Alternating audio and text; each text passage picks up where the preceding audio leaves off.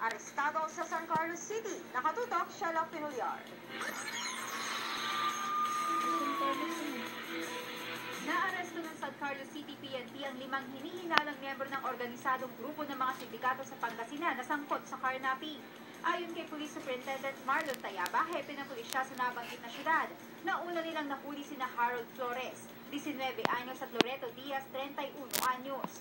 Pawang mga tricycle driver na nasa wata sa kasong pagtutulak umano ng illegal na droga. Nagkaroon ng bypass and so happen na may naka-identify sa kanila na sila din yung nagnakaw ng motor nila.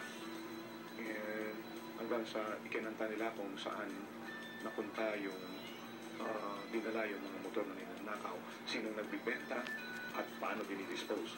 Hinala ng otoridad karna pang tricycle na gamit ni Flores at Diaz. Sa follow-up operation ng otoridad, nahuli ang 3 pang sospek at nakumpiska ang isang motorsiklo at pinira-piraso parte ng motorsiklo.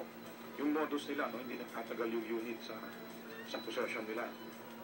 Pag nakaw nila, bigay doon sa isang tao, may kanya-kanya silang trabaho at may kanya-kanya na rin pwedeng pag-disposan. Hindi naman nagpaunlak ng pahayag sina Flores at Diaz na naiwang nakakulong sa istasyon ng pulisya. Nananawagan naman ang otoridad sa mga nabiktima ng mga nahuling sospek para magsampa ng kaukulang kaso. Ako si Sheila Pinulyar, naghahatid ng Balitang Amyanan.